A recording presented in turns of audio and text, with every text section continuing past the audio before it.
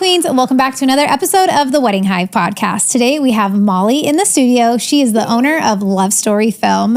She is responsible for capturing genuine and authentic moments on people's special days. So Molly, thank you so much for being Thanks here. For having me. I'm so excited. We're so happy to have you. Okay. Yeah, we got a lot of questions, so we're going to go in. I'm ready. So we always like to start our guests with a yes or no question. Okay. So yes or no to, do you think it's better for couples to hire a wedding videographer and photo team, or do you think separate's better? How do you feel about that? Oh, so like if the company offers both? Yes. I think it's really a personalized decision, but I know this is a yes or no. Wait, so yes, you can yes together or yes or no or together? separate. So for me, since we don't offer them together, I would say separate. Okay. But I will say that I think it really is such a personalized experience. So we do work with a lot of couples who do offer both. Sometimes on, weddings, they're obviously only doing photo and we're doing video. And so that's like a really unique experience. But I really think it's such a personalized approach for each couple. And I think that for a husband and wife team or a team to be able to do that, it is kind of limiting. I feel like this is going to go, sorry. I was like, do you want me to keep going? I'm like, okay. The people want to hear it, so tell us your opinion. This might be a really long, drawn out response, but as long as you're bringing in enough power to be able to cover both roles, I think the way that you work together and you obviously are comfortable with one another, that will create a really smooth process throughout the day. The only drawback, I think, is that you're kind of limited in terms of what your end product's going to be. With that being said, I think, there are some incredible couples out there that do offer both. So yeah, I think it's just such a personalized decision for each couple. I agree. I think I do like the people who offer it together, as a team, but I feel like there's so many different styles of photography and video that it's would be hard to do they both have the same style that the couple's wanting? So I feel like it can be kind of tough with that sometimes. Yeah, I fall more on the people are so good at what they can capture. So there's photographers who are phenomenal photographers. They're not great at video and vice versa, right? And so if you want this powerhouse for your wedding day, I always say, well, you're getting a really good bang for your buck, but is the end product going to be what you're looking for? I am a phenomenal planner, but do not ask me to be a florist because that's not my specialty. Your flowers will be a Pinterest fail, right? Yeah. So those double dipping, I get a little nervous on just because, like you said, there's some couples and one's phenomenal at one and the other's has the eye for the other. Yeah. That's great. But when it's this roundabout, here's a bow on top and it's going to save you all this money. What's the sacrifice by saving that money? Yes, so absolutely. Yep. Yeah. You're going to get the end product that you want. Yeah. Yeah. That's the biggest thing. Okay. So first question, what drew you to wedding videography and what keeps you passionate about it? So I graduated from ASU in broadcast journalism, and I actually have a minor in documentary work. So all throughout, college, I was working on documentaries. I was nominated for an Emmy, and I was really drawn and passionate to telling other people's stories. And my husband and I, we've been together for 24 years now. And so when we were in college and he proposed to me, I started looking into wedding videography just because, I love cinema. I love, people telling stories. And in my head, I was like, oh my gosh, that would be such a unique approach to be able to tell someone's story in such a unique way on their wedding day, but really make it a customizable heirloom that's just tailored just for us, our background, our story. So when I started doing research looking for our own wedding videographer, I really came up short. There was nothing in the market that besides these, older gentlemen on these JVC cameras, showing up with They're we have a camcorder. You're like, what? Exactly. I was just that's not my style and that's not what I want. And so I told Luke, I was like, instead of doing documentary work, I really think that we could create a business that would really kind of be cutting edge and more artistic, but also staying true to our couples and their story. And so right after we got married, we had already purchased our first house together. And we already, instead of doing a wedding registry, we had all of our guests help us purchase all of our startup equipment.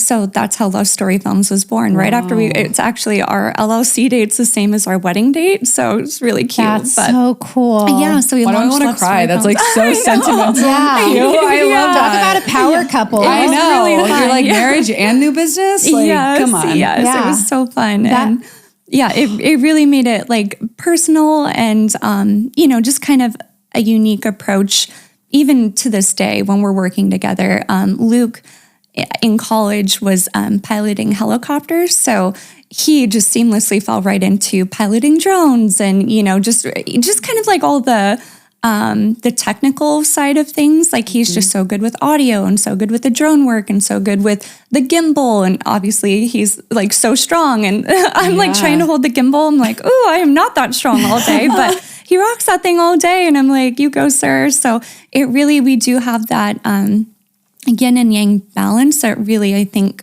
a lot of couples feel like on the wedding day, they kind of are getting the best of both worlds. Like he's more quiet. I'm definitely the outgoing one. So it makes it really fun every day. So That's crazy. amazing. Yeah, how like your college and stuff turned into like this business because you loved all that stuff. Yeah. It's all the pieces just fell right into place. Yeah. really fun. Can you walk us through your creative process from client meeting to the final film delivery? Yeah, absolutely. So with each client experience in the luxury market that we're in, we really take to heart building a personal relationship. So kind of going back to what I just talked about, when we're getting to know our couples, it's their unique story that's really going to take that our wedding film to the next level and create an heirloom piece that's just specific for that couple.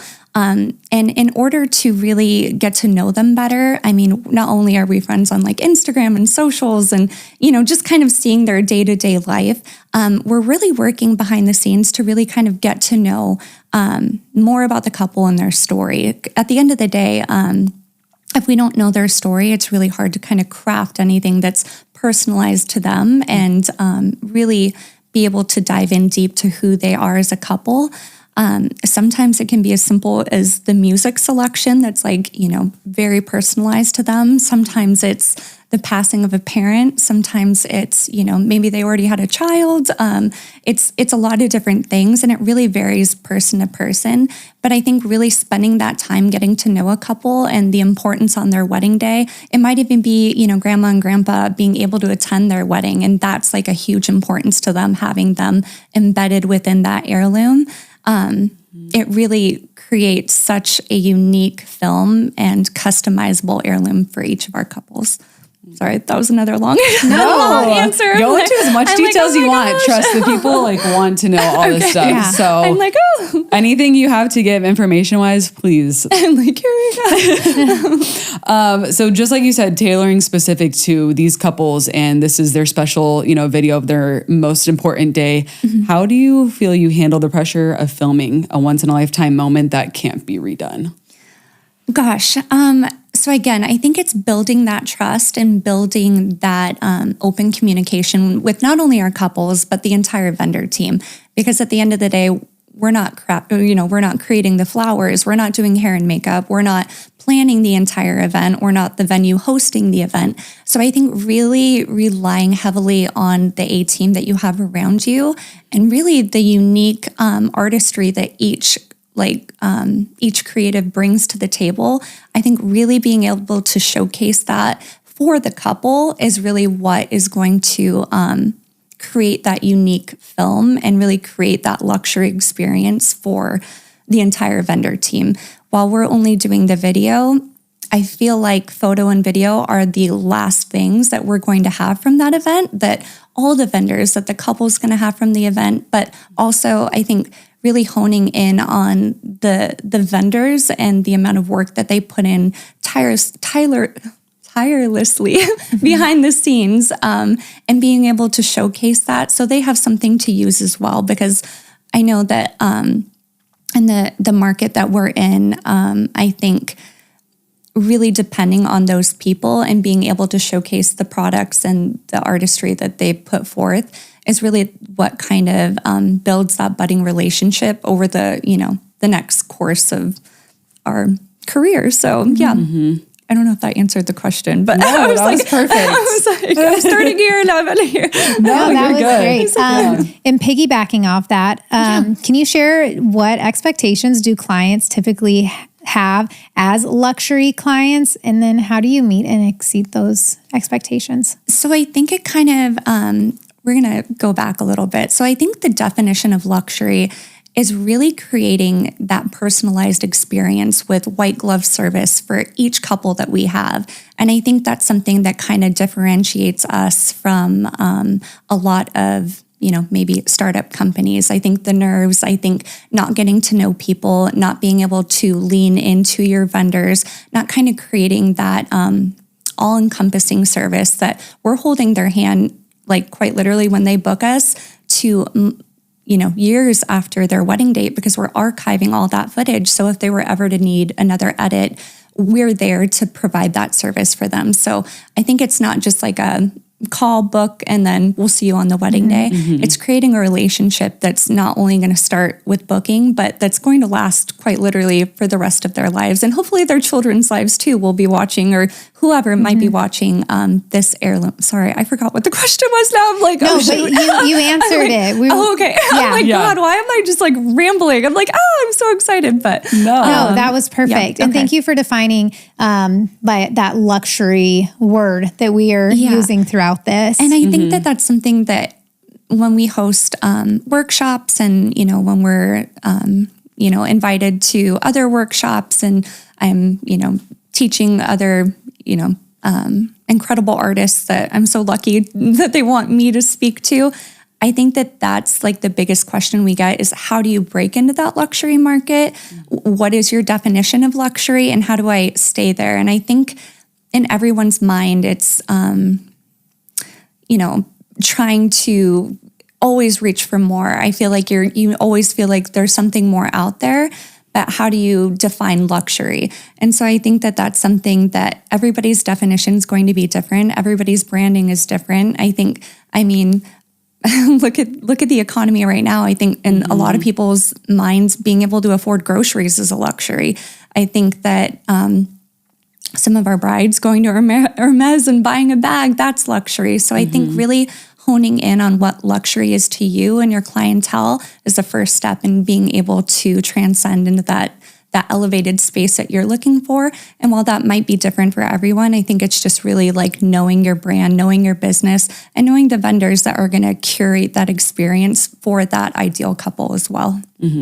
I like how you said like luxury can be so many different things to so many different people. Like it could just mean like having a vendor that's just hands-on, like you guys, like from beginning, holding their hands, like sometimes maybe it's not even the money aspect to people. It could just be that they're actually taking their time to make sure that we have the best experience for our wedding day. Yes. Which is, I think, most important. Yes, absolutely. I feel like you've talked about this a little bit, but how do you work alongside photographers, planners, and vendors on the big day? Oh, that's such a great question. And I think, again, going back to the beginning, it's open communication. I think it's, again, if you haven't worked with somebody, build that relationship, pick up the phone, like don't send them an email, pick up the phone and get to know them because again, both companies, all these companies are going in on the wedding day, but especially when it's photo, video, and now content creation, which we can't exclude because that's another huge aspect on these like huge production weddings now.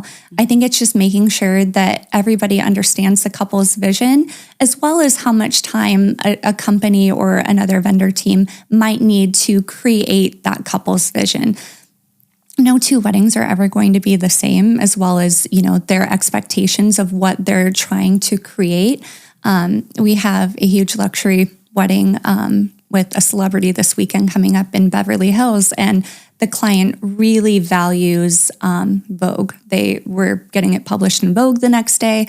So we've been on the phone, not only with the vendor team, with their lawyers, with Vogue, trying to curate not only what the couple needs, but what the photographer needs to get that Vogue shot for the cover.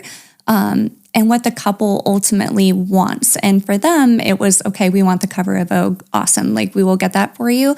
But after that, what do you want as an heirloom? So again, I think it's going back to the drawing board and really getting to hear how much time the photographer is going to need, where the photographer needs to be in order to capture that, magnificent image for the cover, and then what we're going to need for the couple to bring their vision to life, and to bring it to life not only for us, but all the other vendors and publications involved.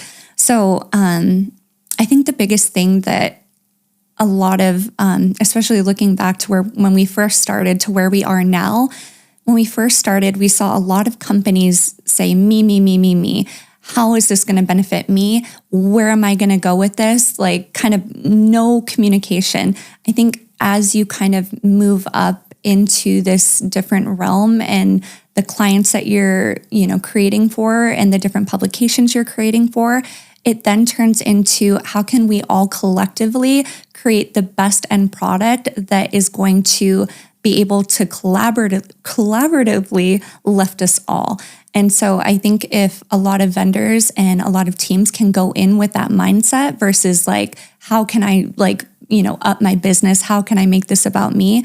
I think in the long run, it will pay off. And that's been a lot of the instruction and coaching that I've been doing lately with a lot of videographers and photographers that I do these one-on-one calls with, is just kind of changing that mindset. And once they do, it's a really game changer for them. So I like that you brought that up because Oh, I was just saying, I like that you brought that up because I feel nowadays everyone is like that.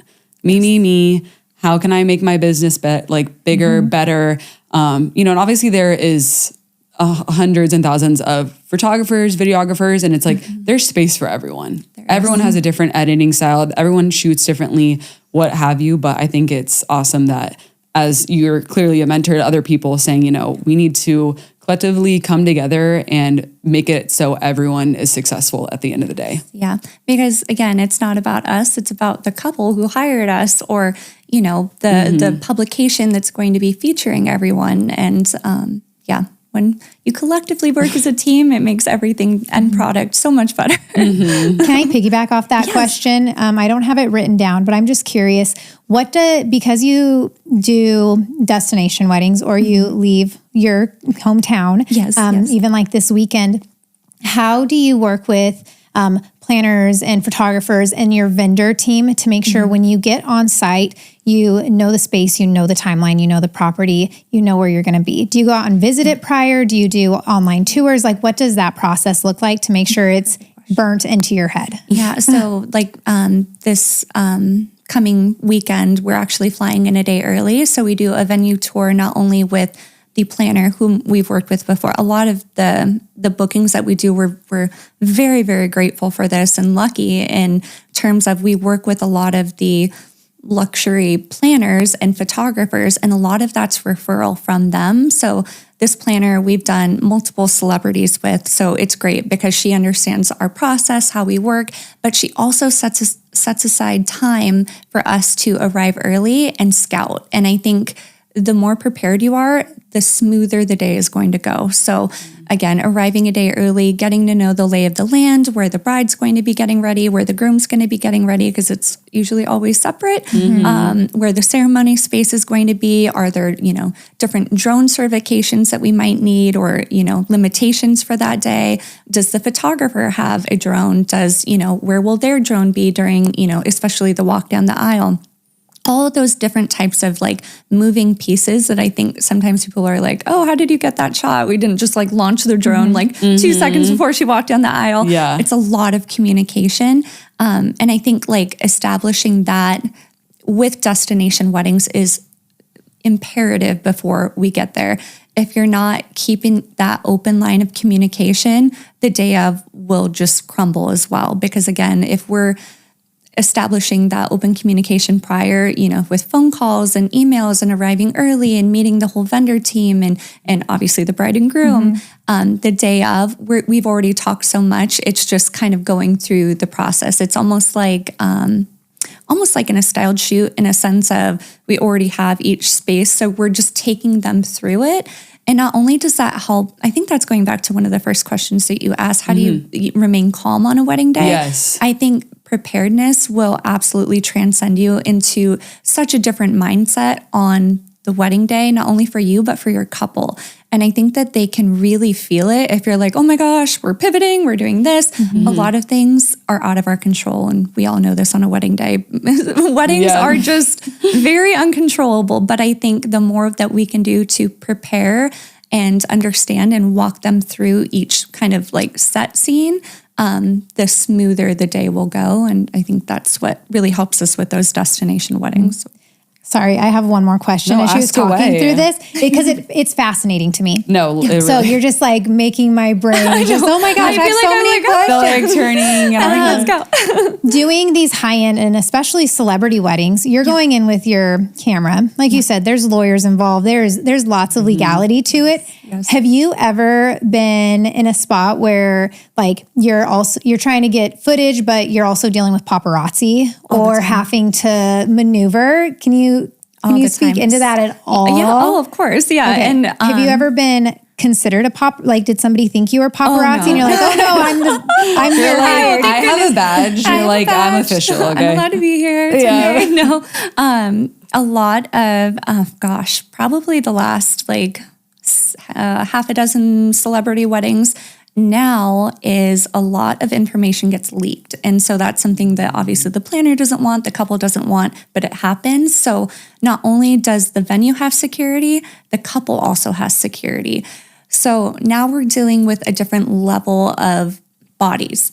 And I think being mindful of the space that we're given. So like even given this room, when you have like me, a videographer, a photographer, a content creator, the planner, usually the bride will have a dress handler with them on these high-end weddings, hair and makeup team, usually hair and makeup has a content creator. There's just so many people. And then 2 or 3 security guards in there who quite literally are like 8 feet tall and, like it's just a wall. It's just making sure, again, that we're able to get them out of the way for the shot and make sure that everybody's just kind of aware, like, hey, we're head of, photo and video, and this is how it's going to work. But again, it's going back to that open communication and like making sure. But a lot of the times we sign NDAs, so we're not allowed to publish anything or speak about the couple. And it's sometimes it's those weddings that you're like, gosh, that would be a game changer. That would quite literally transcend us into, the different echelon. And again, I don't know what echelon that is, but they pay for that NDA and they pay for that security team and, they pay for that privacy. And I think finding that right team and the people that are surrounding them to protect that and that sanctity that they're trying to, withhold, because again, we're creating an heirloom for them. So making sure that we can create that on the best terms possible is always nice. So I think that was that the question? Yeah, that answers my question. Thank you. Gosh, sorry, I feel like I start here and then I trip. No, you and me together just went completely off-road. Those were not written down. I feel like I'm like, he's going to have to do some mad editing. I don't know what I'm saying. I'm like, you're great. No, you're doing absolutely amazing. You were killing it. Like, here we go. So do you want me to ask my actual question? Okay. Ask her actual one now. No, this is the one I actually wrote down. Can you share a moment, again, also honoring that you have NDAs? Yes. Can you share a moment that completely surprised you on the job? Ooh, I think personalities. And I think of like high-end clients are like surprising. Stardom, I think, affects people differently. And I think it affects vendors differently. So not only there's 2 different sides of the coin. So you have the vendor team and the people hired to, quite literally capture the wedding and create this, beautiful wedding day for the couple. And then you also have the flip side of it of the couple and their celebrity status and all the different emotions and personalities that come with that, including the PR manager, including, their handlers, including their lawyers and everything like that. So from the get-go, you're dealing with a lot of personality from the couple, not so much the vendor team because we work with them a lot. I think that's just a whole different level of patience that we have to have, because lawyers are just, they're not vendors. They're not it's just a different personality. So I think just kind of going into that, open and understanding and willing to be able to change contracts, sign NDAs, like being open to that and not taking anything to heart is something that I learned very early on, that it's not personal. Don't take anything personal. It's, even though there's been some instances where I'm like, ooh, oh my goodness, like what is going on? That was wild. On the flip side of that, we've been to quite a few of these celebrity NDA weddings where the photographer or another vendor will show up and hire their own content creation team, even with the NDA, and start posting things.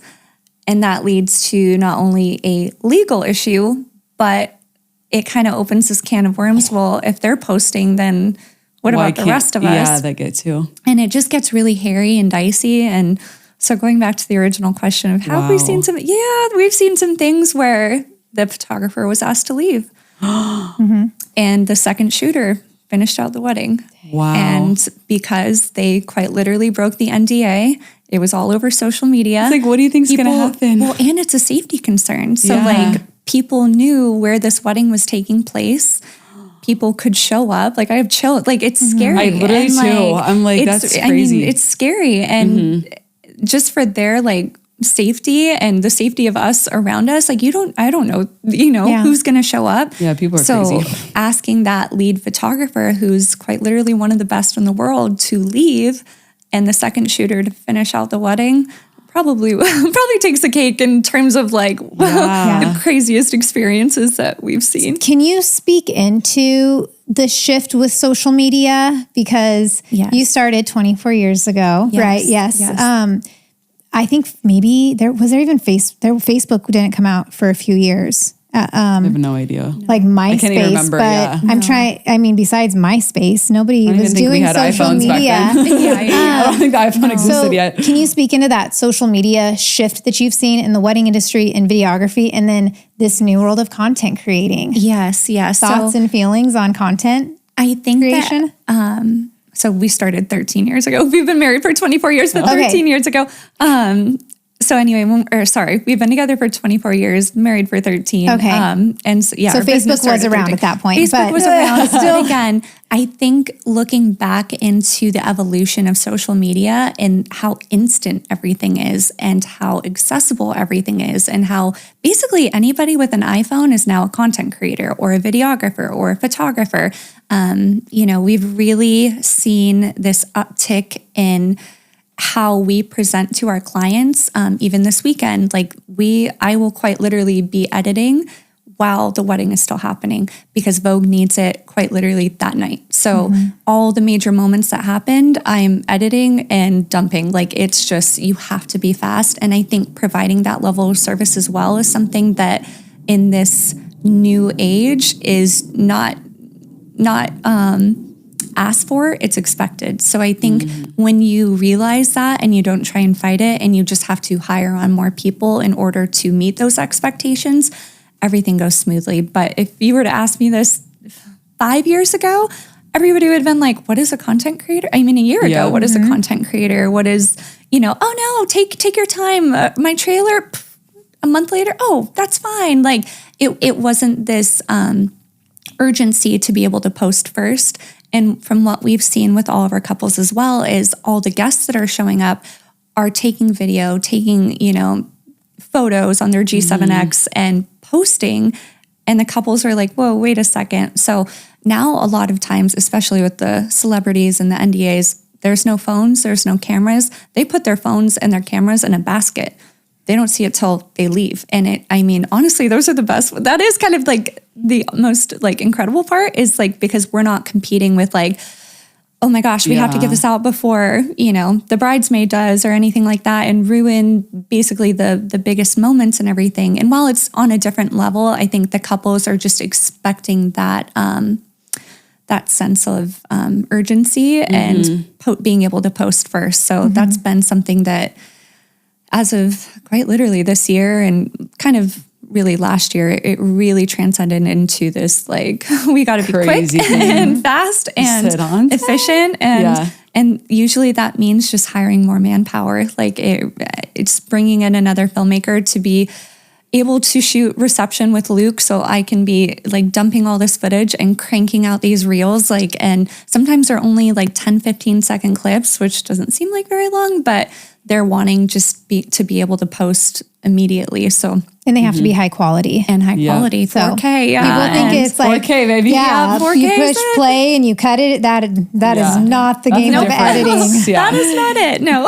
So, I know that's like funny you say that, because I have like a YouTuber that I love to watch, and she just got married, and she was in Brides. Oh, okay. So she was like the same thing, like no one's allowed to post, because if someone posts, then we won't have the cover anymore. And like, she's like, I want all the vendors to get, recognized. Like everyone's, like you've said, put so much hard, time and effort, and you want to make sure everyone's showcased. So I've seen that. I mean, not like I was there or anything. I wish I was, but because her wedding looked. You were kindly waiting for it. I was waiting for the post. I really was, because everyone was like, I think she's getting married, and I was like, I know she is, because she hasn't posted all weekend. You're like, it's here. Let's go. Oh my gosh. So it's crazy how much.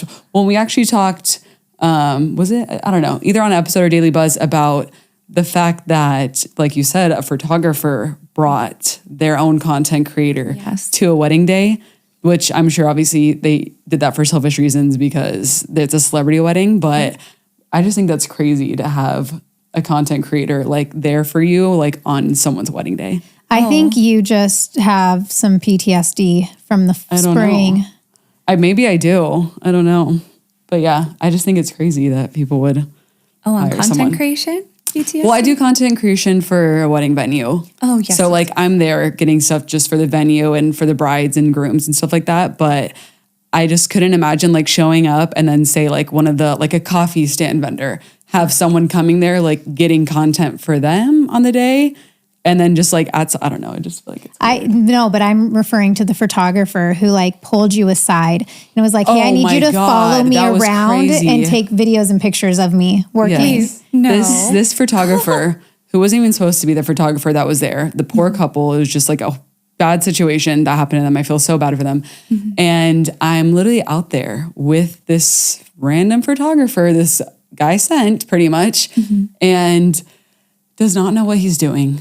And he literally goes, can you take a video of me getting some content? Like for him, I was like, what? I was like, am I in a simulation right now? No. Like, I was just like, bro, like you're not even doing your own job and you're going to ask me to take a video of you taking photo. I was just mind blown. So we're very passionate about couple focused, people focused. Yes. Not the me that we were talking about. Yeah, the me. And it was just crazy because it's like, even when I'm there on wedding days, like I'm always out of the way behind the photographers and, video. I never want to get in anyone's shot who's, there, but I was just mind blown by that. Yeah. Please don't do that. No, please don't. Please. And it's happening more frequently than I think people would understand. I mean, it's happening not only from like the photographer's perspective, and again, you kind of look at the way social media is transforming. I think Instagram, for instance, was very photo driven for a very long time, and now it's very video driven. So photographers, I think, are trying to capitalize on this content creation and integrating content creation into their photography feed, or florists or whoever the vendor may be. So they need that content. But if the couple didn't hire a content creator, and this is another tricky situation, the couple didn't hire a content creator, but they're just providing the service for free, it's almost like negating the fact that we've worked so hard to set up these, different shots that the couple have requested, and venue walkthroughs, and, countless amounts of, emails and phone calls and back and forth. It's almost taking the intellectual property that we are putting forth in directing and executing these shots, and then the content creator who wasn't paid to be there is showing up and shooting all of this and posting it. And it looks high quality. It looks like they directed and shot that, and we're not getting tagged. And I'm like, oh, no. This is where we're going to have issues, friends. Like the couple did not contract you. So for me, in my eyes, I don't think that they should be allowed to be there. And we're seeing like a huge shift in this industry where a lot of vendors or planners and venues are now cracking down on that. They're not allowing those content creators, unless they're part of the actual photo video team, to be there anymore. And the couples are wanting that too, because they're like, I don't know you with 100 followers posting, I spent 25,000 plus on my video team, and yet you're dropping all the sneak peeks of what this looks like. Like, nope, I did not pay for you and you don't know me. And they're like, oh, can I tag you? And they're like, no, no. And like, it's almost like taking the wind out beneath the sails that they've worked so hard. And sometimes, like, we know, as you're creating content, the video, the behind the scenes is never really as good as, like, sometimes it is, but sometimes it's not. And they see that and they're like, oh my God, I was doing that. And it's almost like and getting them back into the mindset, trust the process. We've got this. It's going to be beautiful. Just you get out of your head, but they're seeing it instant. And it's almost taking them out of the wedding day. And again, it's going back to the fact that we're trying to create an heirloom. We want them to remember this day. This is the couple's day. But when you're so micro-focused on like me, post, and it's taking the couple out of that and not allowing them to be present, what's the point of the wedding day then? So I'm really trying to focus back on that. And I think a lot of vendors are kind of seeing that shift and being cognizant of the fact that content creation can really derail the wedding day process for the couples. So I am very interested to see how the next even the next year in just the content creation world and how it evolves, because it's been kind of a tsunami that's hit us all. Yes. And we're like, oh, okay. And the legality behind it and making sure we're honoring the art of the hired photo video team. There's just, it's just a tricky one that I don't think anybody in the industry saw coming. Yeah. And I mean, to be fair, like if the couple hires the content creation team, absolutely. Like that, again, it's going back to that initial conversation. What are the couple's wants and needs for their wedding day? If they value content creation, full send, that content creator are on all of the phone calls, all of the emails, all of the vision, all of the artistry, all of the behind the scenes that we're doing in prep work for their wedding day. But again, when somebody shows up that the couple has never met, that's when I take issue of like, wait, you don't know what we're doing. And now you're like, quite literally, we just had this happen, a massive destination wedding that we filmed in Saint Tropez 2 weeks ago. Couple walking down the aisle, the photographer brought a content creator standing right like in the shot of the photographer on this side, because we both communicated we're going to go left. We're standing here shooting this way. And the content creator is this, larger man who's like 6'5" and 400 pounds, right in between the father of the bride, handoff. And I'm just like, there's nothing we can do. He's just in it. And so that moment when the bride's crying and the father's crying and that handoff, there's just this random guy. And I'm like, and when I say the bride had choice words after that, and it was after the ceremony. But again, she remembered that moment. And I'm like, instead of remembering the wedding. Yeah. And I think to me, it was like, we communicated, we're going left. Everybody knew we were going left. And the content creator, I don't know, didn't hear or just didn't care and said, nah, this is the shot. And they're going to have that in their film and their photos, that moment of the tears and the groom being all emotional, accepting his bride, that moment is now. So again, I think not to just harp on that content creator, but going back to the open communication and who is there for the couple, not the me aspect. It goes such a long way, such a long way. Oh my God. That gave me anxiety just like thinking about that. I'm stressed for that content creator because I bet she went in on him as she should have. Yep. But that's not, and that's not something I would ever want a bride to have to do on a wedding day. I want them to be happy and joyful. And again, it's taking her out of why she's there, what the purpose is, and bringing her somewhere else where I'm like, oh no, we worked so hard to keep you like seamless and happy all day. And that again, just speaks to the difference in level of service and luxury that we're providing. And when people don't meet those standards, the whole team fails. So yeah. Jeez. Okay. Am I up next? Yes. Okay. Sorry. No, This is really long. This is how it should be. But we just ramble sometimes, and I'm like, wait, is it my turn or is it her turn? No, you're totally good. Okay, so as we talked about luxury, you've been in Vogue, Brides, People, and more. How did you even like break into the luxury business? Gosh, really, it was Instagram and going back to social media. It was us posting clips, posting highlight reels, and I think the unique oddities that I love to film. So I did this film on a ballerina, actually here at Scorpion Gulch.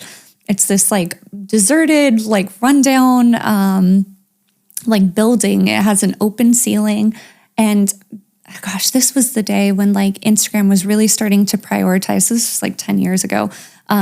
Like when we could start posting video, and I was like, gosh, nobody's posting like artistic like cinema. And that's what I'm really drawn to with my documentary work. And I was like, that would be so cool just to see kind of like ads, but like make it art and really like push the envelope in terms of cinematography and what we can do.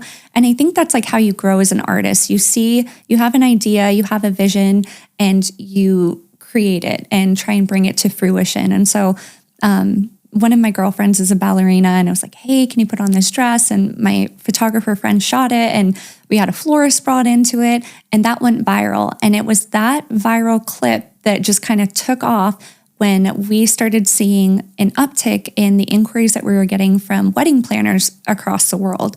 They were like, are you the one that created this ballerina film? And we put it on our website, and it was like, that was us.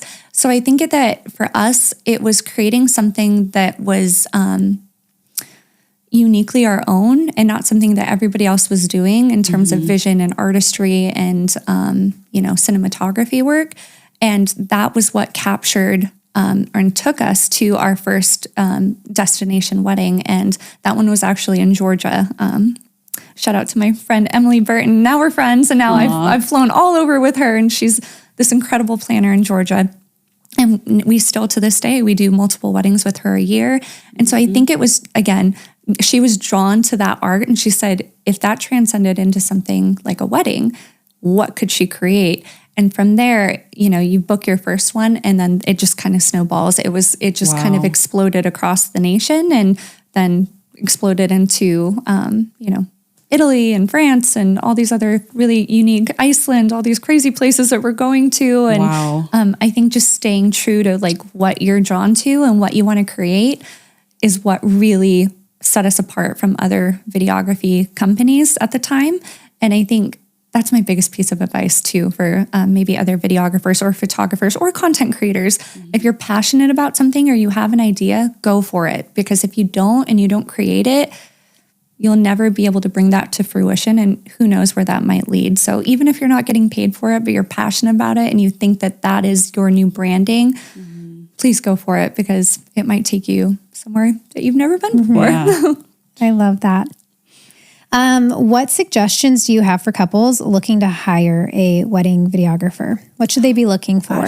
Do your research. And I think not only doing your research in terms of watching numerous films, looking at numerous galleries, if it's a photographer they're hiring, maybe interviewing past couples. That's also the power of social media that I highly recommend, which is really cool. We've had numerous brides be like, hey, I had this potential bride reach out to me and ask what it was like working with you. It's really cool because they see those tags and they reach out to the bride and, kind of get that reassurance that we are who we say we are. I think it's really establishing that communication early and getting to know the people that you're hiring, not just on an artistic basis. How are they going to be on your wedding day? Because they might create some of the most impeccable imagery, Vogue, brides, Elle in the world. But are they nice? Do you like them? Do you want them with you all day on your wedding day? Are they going to put you in a certain mood? Are they going to bring the best out of you? And obviously I'm not for everyone. My husband's not for everyone, but finding that right team that's going to make you feel the most at ease and the most confident, I think is what, if I could recommend most to anybody, just keep the conversations going and make sure that you are compatible, because it's the biggest day that you're investing on and, creating an heirloom that will not only last that day, but years to come that we want you to have the best memory of. Okay, next question. What trends are you seeing in wedding videography? Is there anything overrated or underrated you've seen? Ooh, gosh. Trends. Gosh, right now,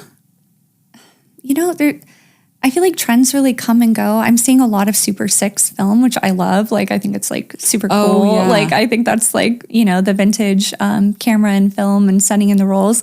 I think that's cool. And that really comes in waves. It really does. Like, sometimes it's hot. Sometimes people are like, like I want the crystal clear 4K, cinematic version, not, the older films. So that's kind of, I see a lot of that like floating around right now.